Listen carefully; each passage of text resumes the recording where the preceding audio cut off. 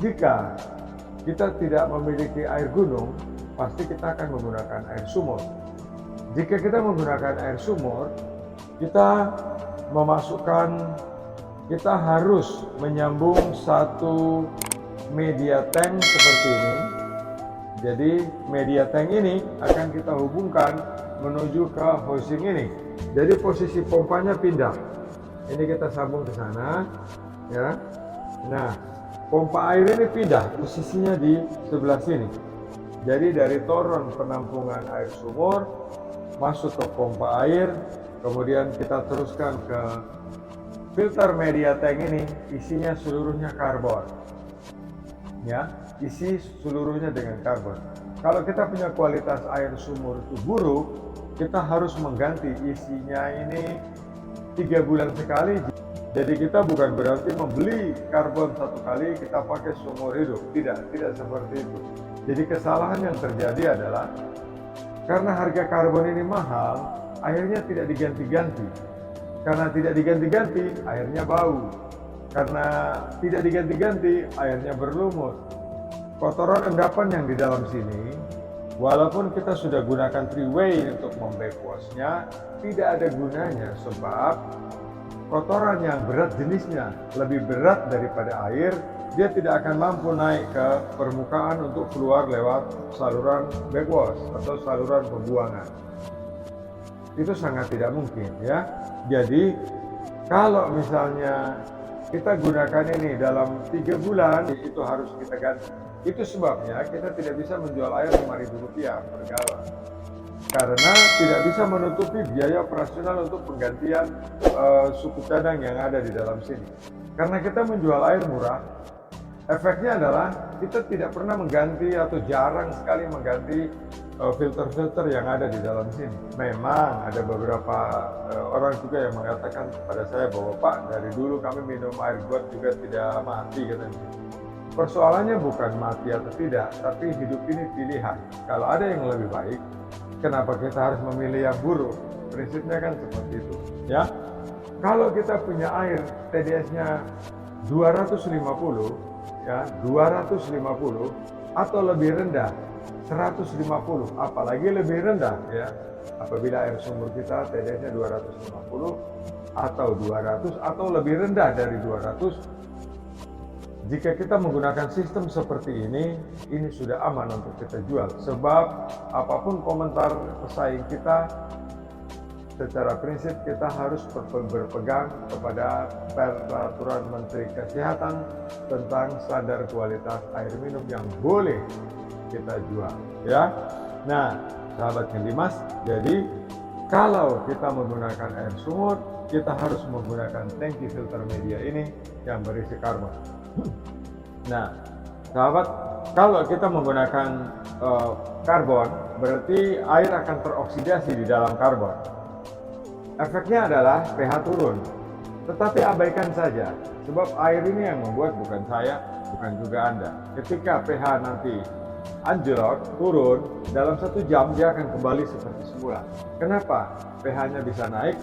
Disebabkan karena proses oksidasi atau proses air diolah dengan CO2 dalam karbon ini akan menguap dan menjadi air yang normal kembali. Jadi air itu akan kembali seperti semula.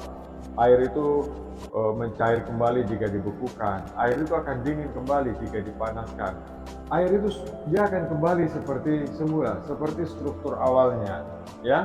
Jadi jika kita menggunakan air dari sumber-sumur, berarti strukturnya adalah dari toran ke pompa air, ke karbon, kemudian ke big housing. Saya lebih mengandalkan big housing karena ketebalannya filter ini beda, ya. Ini filternya lebih tebal dibanding dengan filter yang biasa kita pakai, sebab ini ketebalannya 5 cm, sementara filter yang kita pakai itu hanya 3 cm, bahkan ada yang 2 cm. Jadi tidak ada manfaatnya sama sekali. Kemudian di sini ada karbon. Jika kita menggunakan satu seperti ini sudah setara dengan 1 sak karbon granul. Jadi belilah karbon atau CTO atau karbonat karbon yang benar-benar terstandar. Jadi hasilnya pun akan maksimal. Nah, sahabat Handimas, inilah satu sistem pengolahan air minum yang sudah kita bisa gunakan. Dan saya menjaminnya, jika dengan menggunakan sistem seperti ini, insya Allah Anda punya air tidak akan pernah jadi terkendala atau tidak pernah akan menjadi masalah. Jika Anda menggunakan membran RO dan membran RO terus-menerus buntu, bukankah air dari sini sebelum kita jual kita tampung lagi dulu ke toren?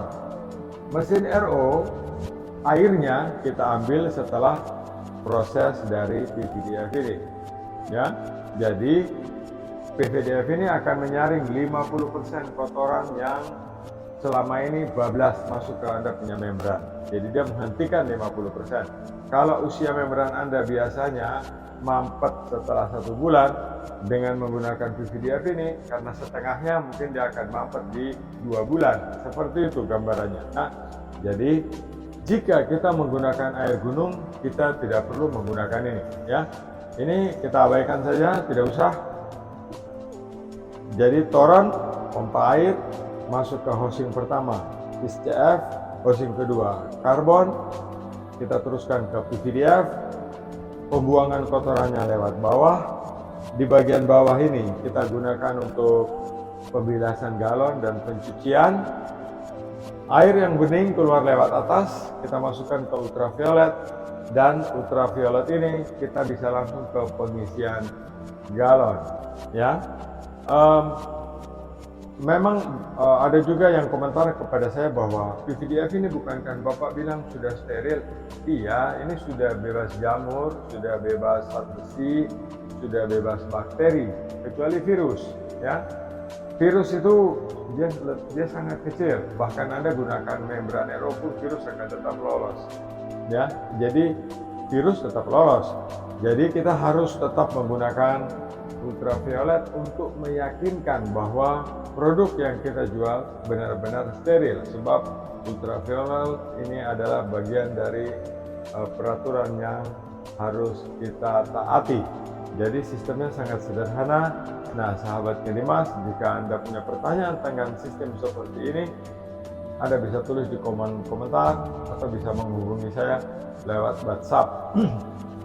Jadi ini adalah PVDF andalan Handimas, bahannya kuat, talinya kuat, dan kemampuan menyaringnya tidak seperti yang sudah pernah Anda punya. Ya, banyak testimoni yang sudah menggunakan PVDF 6.000 liter dari produk Handimas ini tidak meragukan, sebab keluarannya betul-betul berimbang. Dia lebih kencang daripada kapasitas umum yang setara yang dijual di pasar. Ini keunggulan dari produk PVDF yang ditawarkan oleh Handimas. Sahabat Handimas, terima kasih atas atensinya. Saya Lukman Hakim di Blitar, Jawa Timur.